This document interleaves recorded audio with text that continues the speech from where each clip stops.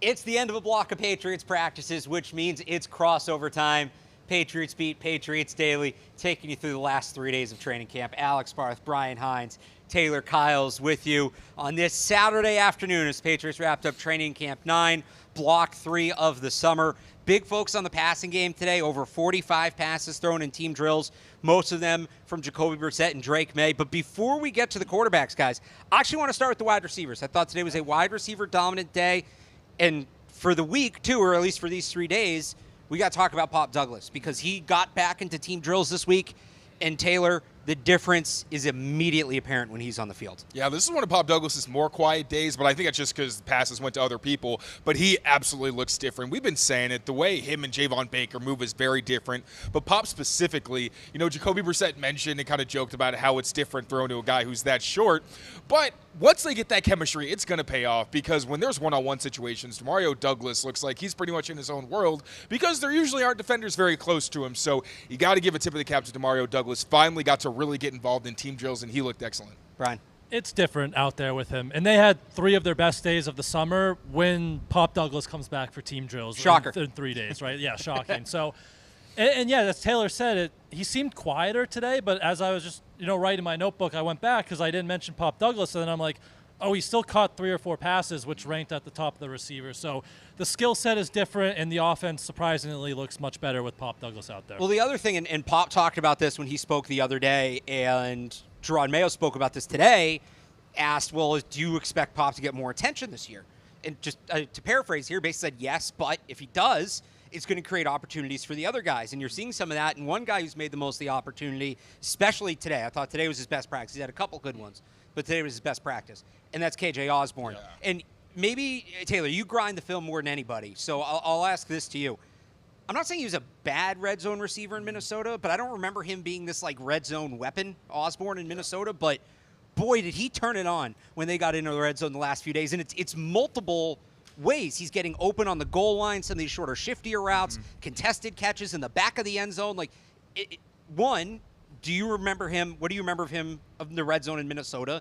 And is this something you think translates? Because they haven't really had a red zone threat at wide receiver here for a while. Yeah, he definitely wasn't much of a red zone presence at all with the Minnesota, at least last year from what I saw. Yeah. And they had some other good red zone threats there. Right, of course. But his production really came on those intermediate in breakers, like the crossers or the deep in cuts. But I think if he had gotten consistently accurate passes from his quarterbacks over the past 4 or 5 practices, we'd be talking about him more because there have been reps where he was open, and a lot of the times guys were just over or under throwing him so nothing came of it. But we've seen the past couple days, he's had some of the most impressive catches we've seen. Yesterday it was against Christian Gonzalez. He wins on a corner route. I think Jacoby Brissett threw an anticipation throw, which ended up a little behind him, but he still comes down through contact and makes the grab. And then today they kick off an end-of-half situation with a throw to KJ Osborne deep down the sideline. Another one that was underthrown. He comes back and makes a catch through Alex Austin. And even when you don't talk about the receptions, there are still moments where you see him getting open in some of those ISO situations. So he's been a kind of pleasant surprise, very quiet guy whose stock is rising. So, Brian, let me ask you this. KJ Osborne could end up being a sneaky important player for this team because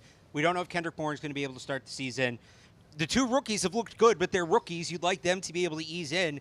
That kind of leaves KJ Osborne as the guy, at least early on in the season while you wait for some other things to flush themselves out. Pop, too, dealing with the injury. How do you feel about him maybe playing a significant role in September? Yeah, it's been very easy out there to get excited about the rookies, right? Polks look good, Bakers look good, but they're rookies, and you would prefer a steady veteran presence in that room. And if Kendrick Bourne isn't ready for the start of the regular season, KJ Osborne's that guy. And, there's some veterans in the tight end room who we'll talk about, sure. But that's your veteran receiver. And he's a guy leading into camp. We were kind of talking about, it's only a 1-year deal.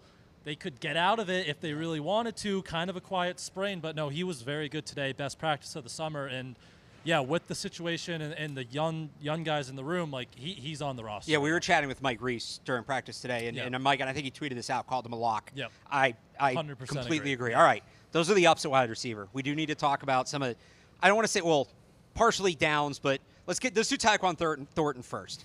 Didn't practice today. Was on the field for a little bit, not in uniform, in a jersey, but not in pads. Andrew Callahan of the Boston Herald tweeting out a little bit ago that it's not expected to be anything serious or long term, which, okay, but it is Tyquan Thornton. You never know with him.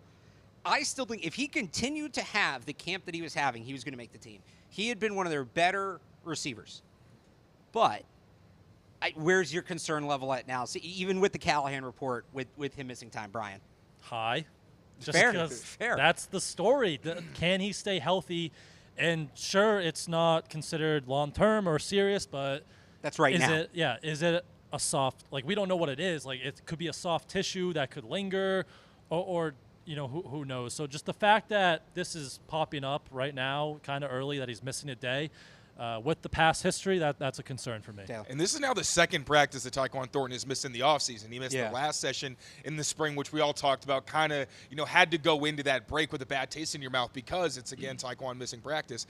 And missing today, even if it's not a long-term thing, it's just he hasn't been able to maintain that momentum, and that's what we want to see from Tyquan. Yeah. Now, obviously, hopefully he gets back soon and can have some strong preseason games so, you know, he can get some of that back. But it's got to be concerning. I will say, though, Jalen Reagor didn't do much as the top X receiver to kind of, you know, push Tyquan Thornton further or anything like that. So for Tyquan, it wasn't the worst thing missing today because the guy who replaced him didn't do a whole lot. I don't think any of the X receivers did a whole lot today, but still, you want to see Tyquan Thornton out there. I think it's more, even if this ends up being a short-term thing, right? Like, he misses today, has an off day tomorrow, he's back out there. It's just a reminder of, even if he is having this good camp, how big of a role can you really pencil this guy in for? You don't want to start planning things around him if he's going to be in and out of the lineup. And it's just kind of a reminder that as good as it looks at times, I wouldn't consider him a consistent option because... And Andrew Callahan also mentioned that the team is very aware of his health status and the fact that he has missed time. No, the team knows that too, I think. All right, I mentioned the ups and downs. I feel bad doing this every day because I feel like we're kicking a guy when he's down. I don't want it to come across like we're taking shots. I don't mean it to be that way. But we have to talk about what we see. This was another rough day for Juju Smith-Schuster. Yeah. He had a bad drop in the end zone on a throw from Joe Milton. During Drake May's 1-minute drill, there was a play where I thought it was a fine throw. It was maybe a little bit outside, but Juju just did not he couldn't get out of the route. He couldn't get out of the break. The ball ends up falling incomplete. It's not there, and he doesn't look like a player that they can give any playing time to, Brian. And even the body language at times kind of looks like a guy who knows, like, he might not have it anymore. There was one, you know, in that Drake May period, he's walking back to the huddle, like, very slowly. His head kind of looked down. So, yeah, he's done nothing to justify a roster spot at this point, and, like, they're at a point where they just have to eat the money and just end kind of the Juju experiment here. Taylor. It's been hard to watch, and to a point you wonder, is he going to finish the summer? It's honestly, a fair question. And I'm not trying to be condescending or rude, but truly, at times I'm just like, he should retire because it's tough to watch out there. You got all these athletic, especially young receivers, and even the veterans when they're out there making plays. Juju isn't getting a lot of separation, and then on a play like the Joe Milton throw where Joe Milton threw him open, he's kind of going downfield over the middle, and Joe Milton puts it out in front of him to beat the defender. But right on his hands. Yeah, and Juju had it and couldn't come down with it, and that's what we've seen where even the quarterbacks are giving him opportunities, basically saying, hey, 50-50 ball, be a winner here because that's how it feels like he's going to survive in the league, and we haven't seen that. So, again, it's not easy to watch out here. We're not trying to dog on the guy, but it just feels like Juju may not even finish the summer out here. All right, before we move on to the quarterbacks, one of you said something about the tight ends. Brian, I think it was you. You have a thought on the tight ends? I mean, Hunter Henry was awesome today. He had a really good day. Very good day. He had the Patriots social posted it. He had a one-handed catch along the end zone, along the sideline. Thank you. Unfortunately, it got called back. There was a sack on the play, so they brought it back. I don't know about that. Nobody was that close to Jacoby Brissett. Phil Perry, credit to him. He said Tristan Hill was in his face and had a Tristan stop. Hill was the guy who had a good day. Yeah, he had a good day today. But all right, fine, we'll give it to Tristan Hill. But, I mean, they brought the offense back, so something happened where they didn't count it. But it was an incredible catch. He got 2 feet in. It wasn't Hunter Henry's fault. And then in the 1-minute drive to end practice, he caught a touchdown. So we know he can, play in the red zone. He can catch touchdowns. So Hunter Henry, again, going back to those veterans in the room, having a reliable guy like that, really good day from him today. And to add on to that, Hunter Henry said after practice that he does feel like he and Jacoby Brissett are actually building some real chemistry. It's clear. You can see it. And you saw it on the touchdown where Jacoby Brissett threw it, like got the ball and just put it up there. He threw it to a spot. Was not close to being out of his break, and then he just ran under it and then dove and made the catch. Hunter Henry and Austin Hooper, do not sleep on the veterans. Hooper has been a little less consistent, but Hunter Henry's been a monster, very difficult to cover in the red zone. Actually, Del Pettis had a rep where he was all over Hunter Henry and broke it up, and it stood out because it's like, whoa, people don't usually do that because the connection's been so good. And I think today was the first time in the open field we really saw Jacoby push the ball downfield to Hunter Henry, did it on back-to-back plays for a 2-minute drive. A couple of lesser days for Austin Hooper. He had a bad drop yesterday. He had one today. It was a miscommunication or something that led to an interception by Jacobi Brissett in the red zone. But overall, yes, as much as we've kind of hyped up guys like Tyquan and the rookies, the most consistent options in the passing game for Jacobi Brissett have been the 2 tight ends. So they deserve credit. Let's talk about the quarterbacks. Let's start with Drake Maye, because there's something very interesting happening with Drake Maye right now. Usually with rookie quarterbacks, I remember this was a big talking point in Mac Jones' rookie camp. Red zone work is the last thing to come along because it's smaller space, everything's happening quicker, you have less room to operate. For whatever reason, when they get in the red zone here, Drake Maye is just dotting it. And then they go to the full field, and it's not there. Now, maybe some of that is less time to think is good because he can't overthink things, but another really good red zone period today. He had a great throw to Jalen Polk in the back of the end zone, ton of zip splitting 2 defenders. But he was 3 of 11 overall in 11 on 11s. His 1-minute drill goes throwaway, overthrow, the miss to Juju on the timing, and then he had a ball batted down the line of scrimmage. I think that was Tristan Hill again. Yeah. It's been weird to see because it's the opposite of what you would expect. I do think the processing is some of it and the read and react of it all. But, Taylor, what's been your read on kind of the 2 sides we've seen of Drake Maye in this camp? Yeah, so the red zone stuff wasn't a shock because if you look at his college tape, Drake, I remember looking at it being like, you really see how good Drake Maye is in the red zone because you see the ball placement, the accuracy. We haven't seen the running ability, but that flashed as well in college. Well, he's been trying. He hasn't been afraid to scramble in this camp. That's true. But then when you talk about the open field stuff, honestly, I know there was that situational drill where they actually had a down count, and like you mentioned, he got the batted pass and everything. I didn't put that against him. He actually tried to air it out for the first time that we've seen in those drills. He did overthrow it to Javon Baker. But the throwaway, I thought nobody was open, or it looked like there maybe had been a miscommunication. He was like, I'm not throwing into, a bad window. Then he had the drop, and I don't really count that against him. I do think that the defense, Evan Lazar mentioned this, I thought it was a great point, where they're rotating coverages, like they're going into cover 2 so he can't really throw downfield. They're blitzing him, which is speeding up his process. It looked like there was a play where he dumps it off to Mitchell Wilcox in the flat to beat the blitz. So it's really hard to say when we can't see the film and we can't rewatch these plays why he isn't going downfield as often, especially because I know it's his nature. I did think he took a step forward today. I think he still looks more comfortable by far than he did in the first couple of padded practices. You want to see continued growth, but I would call this a positive day for him overall. Okay. Brian? Yeah, I think, the numbers, the passing numbers, they're going all around Twitter, right? And it's 3 of 11, it's 0 for 4 in the last minute drill, and it doesn't look great. But then you start adding context to that, and it's drops, it's Juju falling on routes, it's throwaways. That's a lot of where these incompletions are coming from. Quick pressures. I think, we can talk about the tackle situation, which was, bad today, and he had 3 or 4 would-be sacks in there as well. So, but I think the positive is the process looks better, right? The mental side maybe slowing down a little. This is his 3rd padded, right? Fourth padded practice.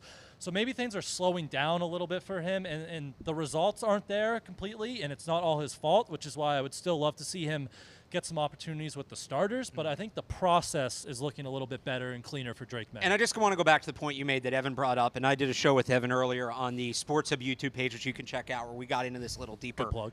Thank you. Subscribe to the Sports Hub YouTube page as well as the Patriots Press Pass page. You want a ton of Patriots content. I see you in the chat saying you're starving for Patriots content.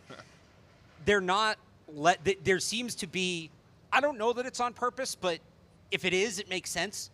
There seems to be a point of not allowing Drake Maye to do what he wants to do and not let him do what he does best, which is create off structure, get outside of the pocket, extend plays, which, good. He said that was his game yesterday. Right. He's like, I'm going to keep playing my style. I'd rather them force him to play in structure here and learn how to do that than just let him play playground football and you get out there week 1 and he sees a cover 3 or cover 2 for the first time and doesn't know what to do. Which it'll be really interesting to watch him in the first preseason game. And Gerard Mayo didn't commit to playing him, but you'd imagine he's going to play. He should play. I'll say that. But Mayo also said the first game it's very vanilla, right? Like you don't game plan. So seeing maybe a less complex defense, and I mean the Panthers defense isn't as talented as the Patriots defense, so not as good as a defense. Like it'll be interesting to see him in game action, maybe gets a little more aggressive, gets more of those chances to push the ball downfield. I hope so. I hope so. All right. Let's move on to Jacoby. Or do you have one more point, or we can get to Jacoby Brissett? No, I think, yeah, we nailed it. All right, so let's move on to Jacoby Brissett. He continues to be, in terms of where players are playing compared to the expectations coming in. Has any player in this camp exceeded expectations, Brian, more than Jacoby Brissett after another strong day today? Ooh, exceeded expectations more? I'll go no. I think Taylor might. Taylor had high expectations for Jacoby. For me, it's Brissett. true, yeah. So he's looked pretty much like what I thought he was going to look like out here, which is consistency. He knows what he's doing. I think we kind of just have to live with sometimes the ball placement's going to be off. One thing that we talked about was when he's going deep, the ball hangs up. I think we have to just be prepared for something like these receivers are going to have to make plays on contested passes because I just don't think his arm is where it was maybe earlier on in his career. But for the most part, like he looks like the starter. As much as I wanted to see Drake maybe push him a little bit, I don't think it's particularly close. What I've liked is, and you mentioned that the ball's hung up a little bit, which they have a bunch of contested catch receivers. It's the team they've built. It does feel like the defense is forced to defend multiple levels. And I know that sounds basic.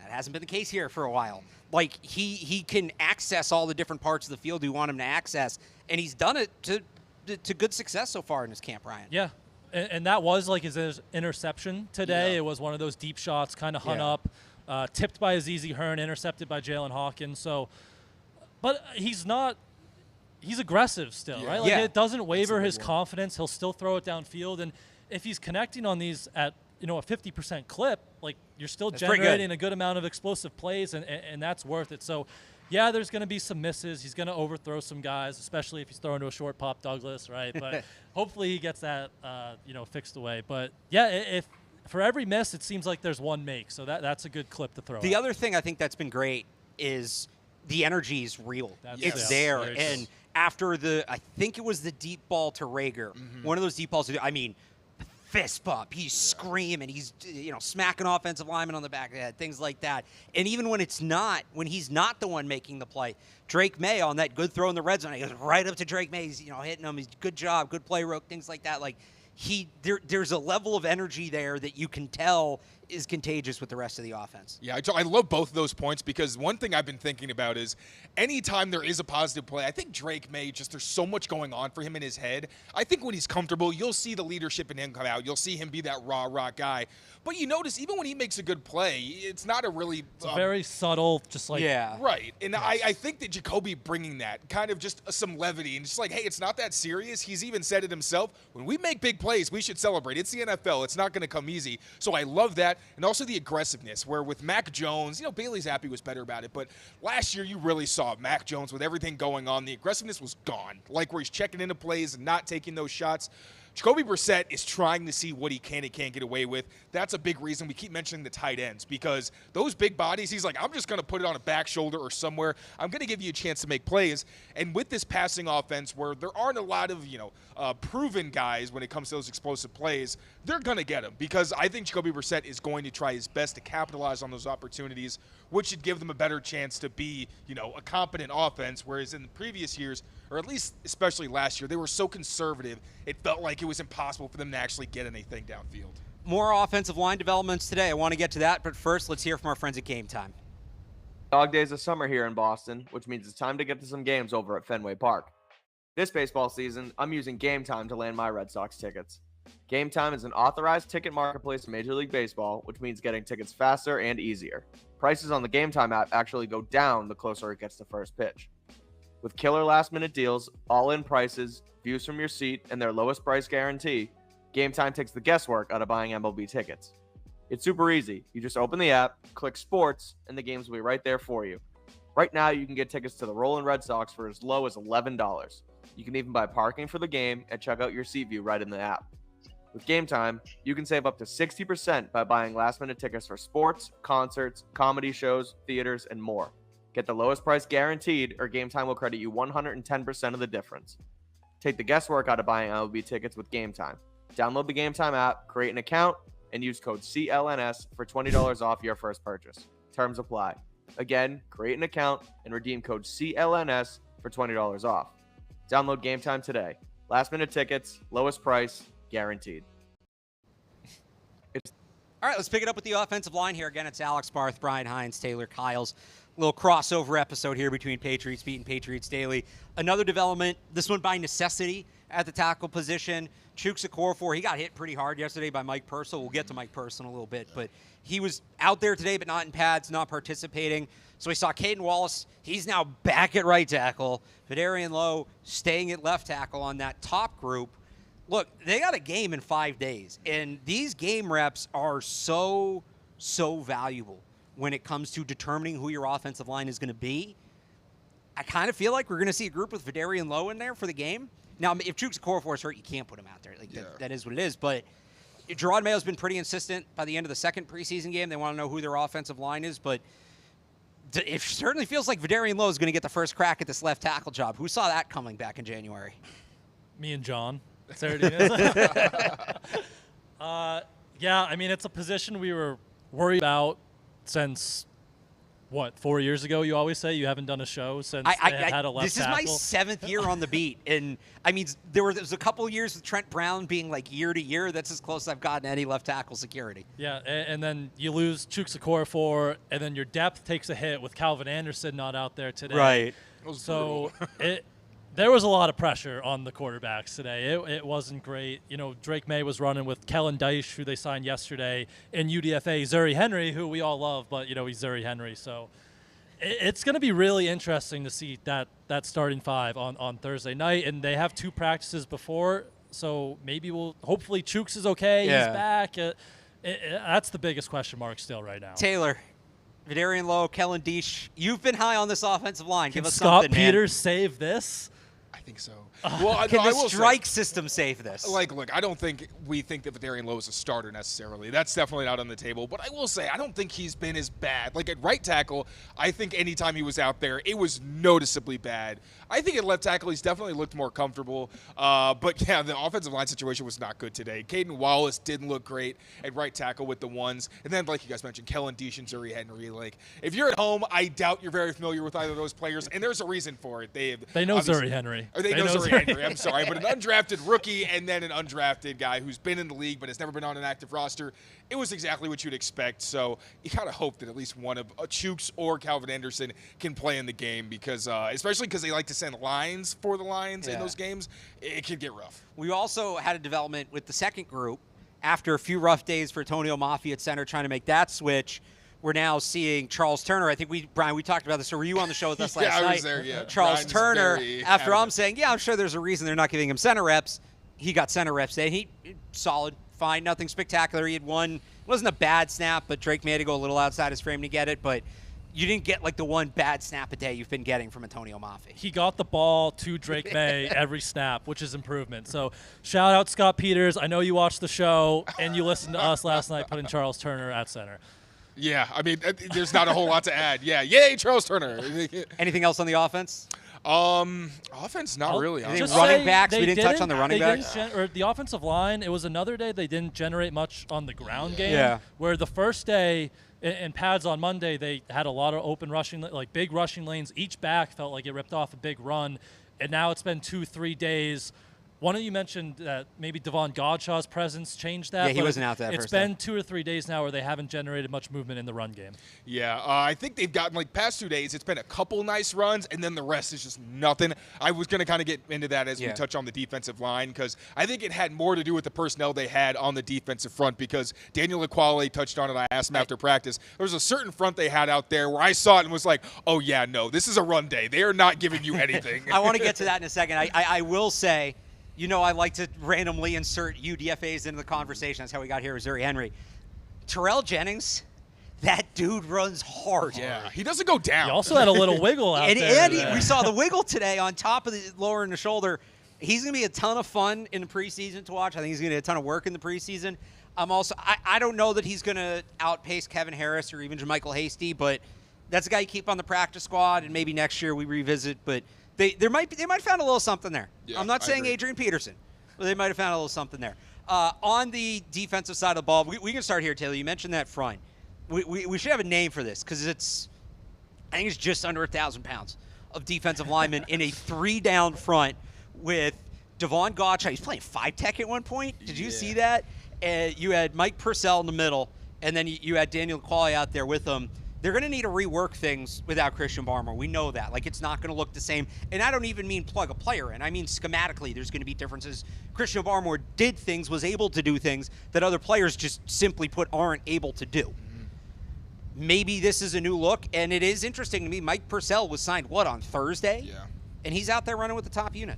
Yeah, so typically, they had 5 down fronts, and that's, we know that's a very common front for the Patriots. Typically, it's Devon Godshaw inside with like a Christian Barmore, Lawrence Guy type, and then like a Dietrich Weiser, a Keon White, that gets you your pass rush. Today, they went significantly heavier. First, Mike Purcell, somebody that I think we all thought was going to contribute and help make up for lost Christian Barmore. Well, he was a nose tackle with the Broncos and continued to be a nose tackle today. He was the man in the middle for the Patriots 330 defense. pounds. Yeah, with Devon Godshaw at defensive tackle / defensive end. We've seen that with Carl Davis, where when Carl Davis would sub in as the nose sometimes, they'd have Godshaw as more of a defensive tackle, Barmore type, obviously without the pass rush. They did that with Lawrence Guy, too, back in the day. Yep, exactly. And then where you'd see Dietrich Wise or Keon White, they had Daniel Qualley, so you do get some of that pass rush juice, but still, he's a bigger guy who you're expecting more to stop the run. I asked Daniel Qualley, like, what's the mentality when you have that much beef in the middle? He's like, yeah, no, we're building the wall. Like, you are not going to run on us. So a little preview of what we could see maybe on some early downs, and a reason why I think they weren't getting anything on the ground. Also, Anthony Jennings, I saw he had to run stuff and got really fired up. Yeah, I mean, a lot of beef. So maybe that explains some of the run issues for the Patriots offense. But one other guy who wasn't in that trio, and we mentioned him a little earlier, Tristan Hill. Yeah. Like, continues to get a lot of run in Christian Barmore's absence. And he More had in passing situations. Yeah, he had the sack that we thought on the Hunter Henry play. He also had a run stuff and the batted pass. Yeah. So he's getting a lot of opportunities, and he's kind of taking it and running with it here too. All right, so we mentioned, let me say for Gerard Mayo said before practice day he challenged the defense to have a better day after the offense had a few good days. They rose to that. Tough to rise to that without your best player, and we somehow went through the whole defensive front without mentioning Matthew Judon. He had a great day today, twofold. One, just football, X and O's. He had a couple run stops early on. I wouldn't call them run stuffs. It was more he was on the edge and forced the run back inside for somebody to clean up. And, I mean, he's going up against tackles on that. He had at least one pressure in that 2 minute as well. There might have been another one or two in there. He beat Caden Wallace bad. Like clean, But which, I mean, that'll happen. It's Matthew Judon versus Caden Wallace. Right, okay. yeah. The other thing, he looked like he was having fun out there. He at one point chased Antonio Gibson like 45 yards up the sideline on the one big run the offense got on the play with Hunter Henry that was brought back. He starts doing a dance, kind of taunting the offense on the side. Like, he did not look like a guy that was forced to be out there, that was begrudgingly out there, that was, all right, this is what I got to do to get my money. Like, and it doesn't mean he doesn't want the contract anymore. I still think he does. I said this the other night. Something's going to happen there. I don't know what, but I would be shocked if we get to week 1 and it's just Matthew Judon playing on $6.5 million in incentives and that's it. But the way they've pulled the 180 with him, and I still think there's more coming. I don't think it's simply Gerard Mayo gave him such a meeting, such a conversation that he decided he's going to do. And it's not to pick on Gerard Mayo. Like, that's an unfair expectation. But the fact that they've gotten him back this far without a deal getting done, it would be one thing to see this after pen gets put to paper. To see him out that like there today without a deal getting done, as far as we know, is a very, very encouraging sign. And I think Gerard Mayo and the coaching staff deserve, and Ellie Wolf too, deserve a ton of credit for that. Yeah, I will say, I was mentioning yesterday how he's coming in through the back. He's not really going through his routine with fans, and he didn't really look like a guy who, I don't want to say he didn't want to be out there, but he didn't look like Judon. Yesterday felt like, yesterday felt a lot more going through the motions than today did. Yeah, and today it was the same early on. He still came in through the back entrance, no catch with fans, but definitely more energy on the field. So maybe it's a process. I still don't want to overlook the stuff early on, because it just seems odd considering what his routine is. But it was nice to see a little bit of that Judon come out, because I really think that the defense feeds off the energy that he provides. I think you hit it. So I'll just say we have an off day tomorrow. Yeah. Are we back here Monday with the Matthew Judon situation finalized? Last off day, we got the Devon Godshaw contract. So I'll say this about not coming up and playing catch with the fans. I do want, not a logistical thing, but the last thing they need, because he'll chat with fans during that, the last thing they need is a fan asking him something, and even if he doesn't answering it, video of him not answering the question. That's a fair point. Becoming a thing. Like, it is better. It sucks because that's such a great moment for fans, and I love that he does that. I love that. Cordero Patterson used to do that. Cordero Patterson was the first player I remember doing that, and I would go down on the sidelines. This was pre-COVID, and like parents telling me their kid's day was made. So first of all, shout out to Cordell Patterson. I'll always work that in. Legend. But I love that Matthew Judon does that. I do think it is better for both sides that until there's some sort of resolution here, it makes sense to maybe not go about that. I agree. That's a good perspective. I don't know for sure that that's why he's not doing it. Maybe he's just like, I don't want to do this right now. But in the social media era, you could walk into an unfortunate situation doing that with everything that's going on. There's still the oddity of him coming up through the back because, like, the way that they come in, you're not going past. Like, he's not the only one that comes up the back, though. Right? No, for sure. But still, it is different in routine. But that is a good perspective. I didn't really think about that. He maybe just doesn't want to put himself in a precarious situation where he could, end up having a bunch of fans asking him that, and whether or not he answers, he looks bad. So, any other thoughts on the defense today, fellas? Before we get a quick special teams moment in. Jaylen Hawkins, second straight day. He was around the ball a lot. He had an interception on Jacobi Brissett that we talked about, and also a pass breakup. I think it was Mitchell Wilcox he was guarding, so a pass breakup. So he's been involved. They're missing some guys in the secondary, so he's been involved the past few days. And Judon Maye said he was a big part of what they want to do. So that was let's pay attention to that. I remembered if Mike Cadlick's watching. I thought of you when he said that. If Mike Cadlick's watching. Was this 2 years ago, 3 years ago, when Jelani Tavai was first here? He signed that first year during the season, had a rough year. Bill Belichick does a SiriusXM interview, and none of us thought Jelani was going to make the team. And Bill Belichick does a SiriusXM interview and says, yeah, Jelani Tavai is going to play a big role for us. And Mike Cadlick doesn't put him on the roster projection, even though the head coach told him that. And I like to say, they'll give us the answers. We just have to know where to look. Yeah. Jaylen Hawkins is making this team. I take Judon Maye at face value, and he says Jaylen Hawkins is going to play a big role because it makes sense. Mm-hmm. He's going to be here, and he's going to be a factor, Taylor. And we saw it in the spring where I started noticing, I'm like, he's repping with that first defense a lot. And it was specifically their 3-safety package in nickel where they're usually trying to stop the run. That's where, everybody who wants Kyle Duggar and Jabril Peppers to be near the line, I agree in those big nickel fronts because you can put Peppers in the slot, you can put Duggar at linebacker, and that's where they thrive because they're obviously really exceptional run defenders. And then Jaylen Hawkins was consistently that safety that used to be Marte Mapu last season. So it was already like, all right, Jaylen Hawkins, they clearly like him. And then after the spring, in the summer, we find out, Jabril Peppers has all this praise for him, tells us that he was an offseason award winner. We already found that out. He had the most points. That was it. He had the most points on defense for his effort and all the plays he made. And then even today, Kyle Duggar mentions the communication, which as that deep safety is very important. He said he's always talking, trying to communicate, get on the same page with all the guys in the secondary. So we've been getting the breadcrumbs, and now Judon Maye kind of gave us the confirmation that, they're not playing around. Jaylen Hawkins has now jumped, I think, Marte Mapu on the safety depth chart. Can't make the club from the top. The other thing Peppers said about Jaylen Hawkins, he called him a high-energy guy. Mm-hmm. When Jabril Peppers calls you a high-energy guy, that's a high bar to clear. So I'm excited for Jaylen Hawkins this season. Let's talk kickers. Hold on. Okay. One more thing on the defense. We got our answer. How do you pronounce Oshane Ximines? Oshane? Yep, you pronounce the N. Okay. Ximines. So he spoke today. Barth asked the question. We got yelled at because there's a video of him pronouncing it on Patriots.com. I checked everybody's pronunciation guide. But Oshane Ximines. I checked everybody's pronunciation guide except Patriots.com. I checked Old Dominion. I checked the Giants. I don't know why I didn't. We checked the media guide. We did check the media guide, but it was different than Old Dominion, whatever. Anyway, it's like Dietrich and Dietrich Wise. I've heard both. I think from him and other people. Back in the day, back in my play-by-play days, when I was trying to be a play-by-play announcer, this was some great advice I got from an MLB play-by-play announcer. The most disrespectful thing you can do to an athlete is mispronounce their name because that's your name. That's who you are. Yeah. And I'll even get annoyed. Back when I was doing play-by-play, I would get annoyed with athletes when I say, is it pronounced this way or that way? They go, I heard it both ways. I'm like, no, that's your name. That's who you are. Like, I want to give you the due respect. So I'm glad we finally have an answer to that because he deserves it and he's playing well, and we're going to have to say it quite a bit. Oshane Ximines. I've been saying it wrong. I thought the N was silent, so I'm glad we can finally get that right. And we can stop wasting 5 minutes of show. Yeah, this is the last bit we're doing. Oshane Ximines. But. All right, I know how to pronounce the kickers. Chad Ryland, Joey Slye. Yeah. Joey Slye closed the gap today. Yeah. Joey Slye had a good day today. He came in 2 parts. First off, during those live 1-minute, 2-minute drills, there was only 1 field goal attempt. It was Joey Slye. Now, Joey Slye also went first. They've alternated who's gone first on the live field goal reps at the end of practice. I don't know that this was a sign of Joey Slye being the starting kicker because he was the only kicker that went. But was it Chad Ryland was tied in with the first team offense and Slye was tied in with the second team because it was for the second team offense?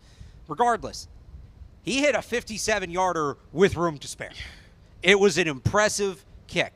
Then at the end of the practice, we get those live reps we've been getting most days, I'd say more often than not. 4 field goals each. I think it was, I want to say 29, 32, 39, 42. Did I get that right? So, yeah. And all in that range. Right. Joey Slye goes 4 for 4. The 39-yarder for Chad Ryland hooked to the right. He's put more bend on his kicks. I think that's one of his adjustments. There's been a lot that look like they're going to go wide and come back in. This one went the other way on him. Now, look, that adjustment's been working. If that is an adjustment, if that is on purpose, it's been working more often than not. But Joey Slye started to close that gap today, Brian. Yeah, he had a really good day. And the 57-yarder, we were looking at it, and we're like, okay, the ball's at the 40. It's 57 yards? Like, and then it was like halfway up the uprights. And then he kicked it, and it was like room to spare. And I'm like, are we sure that was 57 yards? Like, he nailed that thing. Like, it was perfect. So 5 for 5 for him today. Ryland 3 of 4. I read like him getting the live field goal more like he was tied into that second offense. That's how I viewed that. We obviously don't know, but yeah, he closed the gap today. Ryland still leads. I don't have my numbers in front of me. I think it's 20 of 22 for Ryland, 19 of 23 for Slye, so still a slight lead for Ryland. But Slye has that 57-yarder. Yeah, that was the best kick of camp so far, so he's definitely closed the gap. Who's your week 1 kicker? I'm still going Chad Ryland. I'm back in, but we got to see him kick in the preseason. That's still what it comes down to. I still want to see who gets cut elsewhere. I'm still not convinced it's either of these guys. Taylor. Well, Jake Bates struggling in Detroit. Have you seen? He's not and they what's his name got hurt. They're actually notifications Michael Badgley, maybe. Badgley, yeah. What's up? I was going to say, just my For You page is just it works its the way. Algorithm it is works its doing way its into the thing. For You page. Yeah. Taylor, any thoughts on the kickers? Yeah, I still think it's Chad Ryland's job to lose. Joey Slye needed this. He was in a really rough streak. I think it was 4 straight practices. He and Chad both, in that first day where they had field goals, both missed.